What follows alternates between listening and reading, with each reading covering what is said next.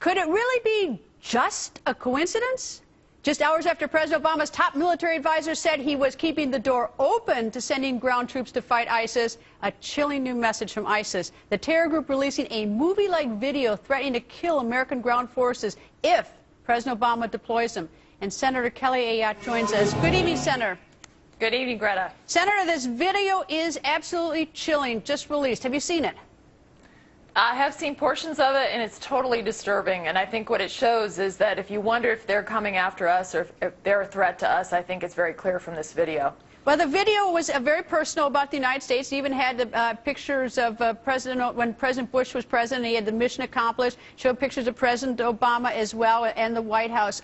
It made it very clear that they're paying attention to what's going on here. But what struck me also was it was almost like a Hollywood movie trailer, the way it's being described. I think it shows their sophistication with media. This video shows that very well. Also understanding what we're dealing with, the amount of money that is being brought in by this organization every day, at least $1 million, if not more, and then the amount of territory that they control. I think this really brings home the kind of threat that we're facing. What could possibly be their motive, though? And this is what I don't understand. It's like the president said no boots on the ground. He made that plain. Of course, that was, after General Dempsey testifying before the committee that you're on said something that left the door open. But, I mean, what could possibly be the motive for doing this sort of slick video, except for it to be, basically obnoxious on top of their evil? Well, they're clearly obnoxious, Greta, but I think we can't have any illusions. This is a group that hates what we stand for.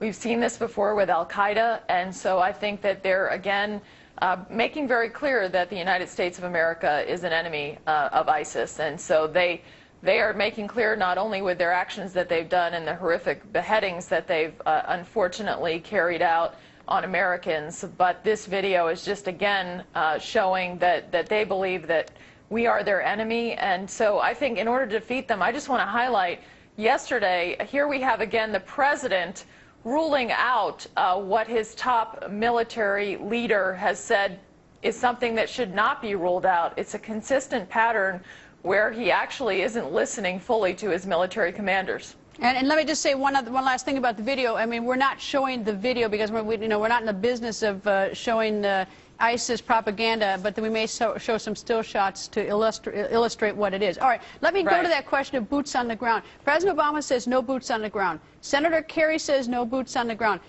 General Dempsey, Joint Chiefs of Staff, says he keeps the door open. But then you have General Ray Odinero, who fought back lots of fights in Iraq.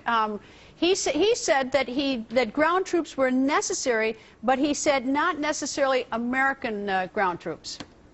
Right. I think the point that Chairman Dempsey made the other day in the Armed Services Committee about not ruling out American forces working with Iraqi forces and the Kurds on the ground is the reason he's not ruling it out is because, as General Odinero has said, that we do have to root them out. The airstrikes alone are not effective to defeat them. And so the question is, how effective are these Iraqi forces on the ground? Well, and of course, we hear that it's going to take 6 months to train 5,000, and it's going to be done in Saudi Arabia, maybe.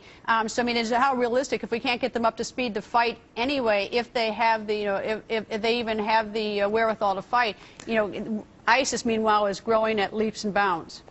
Exactly. I mean, you now know the estimate is over 31,000 members for ISIS. This is an army. This isn't just a group we're dealing with anymore. And so it's going to take an army to defeat an army. Senator, nice to see you. Thank you. Good to see you, Greta. Now to extremely disturbing evidence of ISIS support right here in the U.S. A Rochester, New York man indicted on charges of trying to provide material support to ISIS and trying to murder U.S. soldiers. For the very latest, Fox News Chief Intelligence Correspondent Catherine Herridge joins us. Catherine, what's going on? Well, look, Greta, if you look at the court documents, and I'm sure you have, what you see is that this Rochester man is accused of being part of this pipeline from the United States, getting citizens from the heartland to ISIS, specifically in Iraq and Syria. But here's what has my attention. The allegation is that Mufid Elfgi was someone who was trying to move fighters not only to ISIS, but also to Yemen and also Somalia. And that tells you two things, that this operates very much like a criminal syndicate, and that money is a big motivation on top of the religious ideology, but also there's a fair amount of coordination between these terrorist groups. Remember, Al-Qaeda, its principal operator is in Yemen, Somalia. We've had that trail to Minneapolis, and now we're seeing from upstate New York a pipeline into Syria and Iraq. How long has he been doing this? I mean, and what's his background? Is he American-born? He's not American-born. He was born overseas, but he's a naturalized U.S. citizen. And what I've seen in my reporting on this issue as part of our team here at Fox News is that really in the last 5 to 6 years, when we've seen a spike in these cases, I would say about 30% tend to be naturalized citizens. All right. There's also paraphernalia from ISIS. That's right. Where? Well, this was brought to our attention by a group called MEMRI, which is the Middle East Media Research Institute, and they found these articles, you know, caps, hats, visors, I mean, keychains. This is the kind of thing that they're selling trinkets. They're selling trinkets, the kind of thing you would associate with a sports team. And to me, what has my attention is that that's the ethos. Be part of a club. Be part of something bigger than yourself. And these were being sold predominantly on Facebook pages whose owners were in France and Indonesia, not specifically the United States. But this shows you how the ISIS message is permeating. Well, they're trying to mainstream it. I mean, it's trying to mainstream it in America. That's right. Almost, because, you know, kids mainstream, they wear hats, they wear T-shirts. I mean, there are a lot of hoodies, all that stuff was there. It's absolutely terrible that we're now seeing that. Catherine, thank you. You're welcome.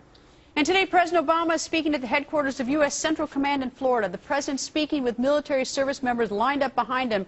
So was the speech effective or a photo op? Do you send those men and those women into harm's way without a clear-cut strategy? The enemy took 2 American journalists and beheaded them on video. So the American public has actually taken the lead and is leading the commander-in-chief into this. I don't believe the objective is destroy. I think the objective is morphed into something less than that. Either we are at war with these people and we're going to crush them, or this is a counterterrorism program like New York City, where we'll stay there for years and years picking out the good guys and the bad guys and not offending anyone. And former Navy SEAL Carl Higbee joins us. Nice to see you, sir. Thanks for having me on, Greta. Effective today, the president, or photo op, or something in between? Photo op, complete photo op. Why? This is indicative of a global failure of his foreign policy. I mean, he has touted that he is behind the troops before, and he stands in front of these guys, gets a photo op and everything like that, while saying that I'm going to send 3,000 of you guys to combat Ebola, but I'm not going to send any to combat an actual enemy that's really threatening America. What do you think they think? I mean, I suppose it's sort of a mixed bag. I'd say most of the troops, probably over 90%, do not support the president. All right. As a Navy SEAL, you have trained foreign troops, right? Yes. How many times? Have you, more than one trip to Iraq? Absolutely. We did 2 deployments, one in 2007, one in 2009. We did this for an international defense over there, and it's not effective. They don't have the, I don't want to say the intelligence, but they don't have the accountability and the understanding and the actual fortitude to fight an enemy like ISIS who's dedicated. They're willing to die for this cause. Meaning ISIS is willing to die for the cause? Absolutely. And what about the foreign fighters that you've come in contact with that are presumably in the universe of people we'd be training? And generally, we trained the best of the best while we were over there. The best Iraq had to offer to train with us. And I don't think they're competent enough to take on a group like ISIS. What would it take? Is there any way to get them up to speed? And I hear these numbers that it'll take 6 months to train 5,000. You can't put time on it. We trained these guys for years on end, different teams rolling through, training, and nothing was happening. They still were not an effective fighting force. It's going to take. Why? It's going to take a massive message. I would say to these people, especially to the president, say, look, you chop 2 Americans' heads off, I'm coming to get you. That's what it's going to take. Massive bombs, a surge of troops, unfortunately, and really send the message home. They need to be in fear of us. You know, it's easy for me to sort of, I mean, I saw the James Foley video. I mean, it's easy for me to want to, send boots on the ground, and because, I'm so enraged by what ISIS did to an American. Right. But, I'm not the one who's going to be going. Right. So, I mean, so realistically, so I always want to know the people who are actually really going to go, what do they think? What are the risks? Right. And so, I'm curious that, would you go again? Yes. For the most part, our troops will go over there. They want to fight this fight. They join the military to fight a war, to combat the problem, to combat something that's threatening our homeland. And these troops will go over there and they will fight with all their heart. And we are the most lethal fighting force the world has ever known and history has ever known. Let us go over there, take away the rules of engagement, let us fight this battle. I talk about it in my book, Battle on the Home Front. Let us fight the battle, take our handcuffs off. All right. Carl, thank you, and as well as thank you for your service. Thank you very much. And today, President Obama and Secretary of State John Kerry both just said it again. As your commander-in-chief, I will not commit you and the rest of our armed forces to fighting another ground war in Iraq. The President will not put American ground troops into Iraq, and the President made it clear again today in a statement that he made at Centcom that America can make a decisive, I'm quoting the President, we can make a decisive difference, but I want to be clear, the troops that have been deployed to Iraq do not and will not have a combat mission. And that just one day after Chairman of the Joint Chiefs of Staff, General Martin Dempsey, said this. My view at this point is that this coalition is the appropriate way forward. I believe that will prove true.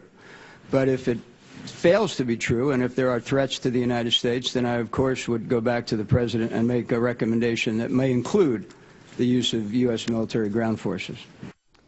So why do President Obama and Secretary Kerry feel the need to keep insisting there will be no boots on the ground in Iraq and Syria? Joining us, our political panel, the National Review's Rich Lowry, the Wall Street Journal editorial board, Mary Kisso, and the Washington Post, Philip Plum. Philip, they keep saying it. Maybe we keep asking it. I don't know why they keep saying it.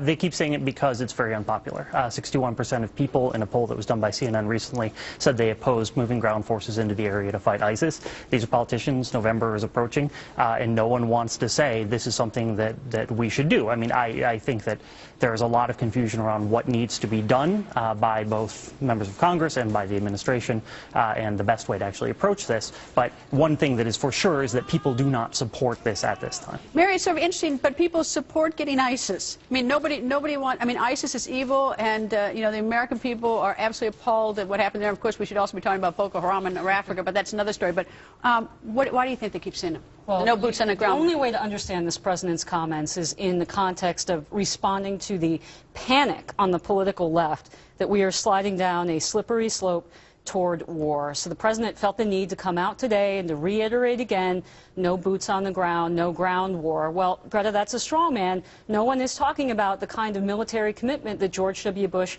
put into Iraq less than a decade ago. I think though some people are old enough to remember the Vietnam War, and we started off, you know, with just a few, and we got a few more, and then we got a few more, and suddenly it's 500,000. But it's bad strategically because it's just stupid to tell your enemy what you won't do, and it's also terrible politically because what you heard General Martin Dempsey say is there may be a point in the future where we need to have ground troops on the ground to win this war, and so the president may risk Democratic support if it does turn out that he needs to have troops on the ground. Well, I agree with everything that's been said. It's partly playing to the polls. It's partly placating the left. But I also think it's partly deeply psychological and philosophical. This is a president who prides himself almost above anything else besides Obamacare on ending the war, quote unquote, in Iraq. So the last thing he wants to do is go back in, we're already bombing, but go back in on the ground. And that's a profound strategic mistake, because I think to make it work, it's very likely you're going to have some ground element. So you have him supposedly willing the end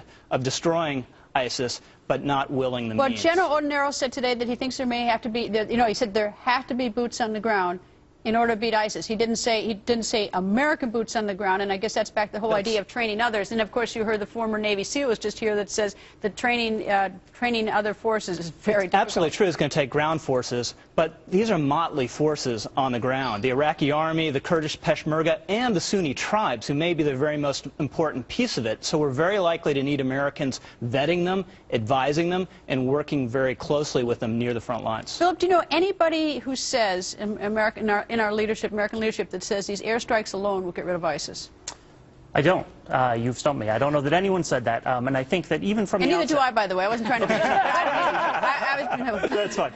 You know, but the Secretary of State was on the Sunday shows this week, and he said that, you know, this is something that we need ground forces. Everyone has agreed that there need to be ground forces, but not American ones. And from the outset, Obama... But then you have the problem, like, which ground force? Now we're back to the whole problem. It's like, right. Okay, we all agree that we have to be ground forces in order to destroy, not degrade, but destroy ISIS. And now we've at least got this former Navy SEAL who has experienced 2 deployments trying to actually train them. He says that's going to be difficult, so I don't get where we're going on this. The larger problem is that the president's foreign policy of leading from behind has failed, and the character of this president prevents him from admitting that, changing strategy, and actually being honest with the American people about the kind of commitment and sacrifice it's going to take to keep the country safe. If we do nothing, Rich, I mean, if we didn't do airstrikes, what would this be self-contained and not our problem? We want to take that risk. I mean, this is a dangerous group. that has now massive resources and controls a vast swath of territory. And, you know, my hat's off to General Dempsey, because he really fulfilled his obligation, which is not just to give the president unvarnished advice, but to tell the truth to Congress. And he gave a completely uncontroversial, honest answer, which is, you know, if this current strategy doesn't work, well, then we're going to have to consider the next thing. And the pushback you've had from President Obama on down against that is really extraordinary. Panel, thank you. Thank you.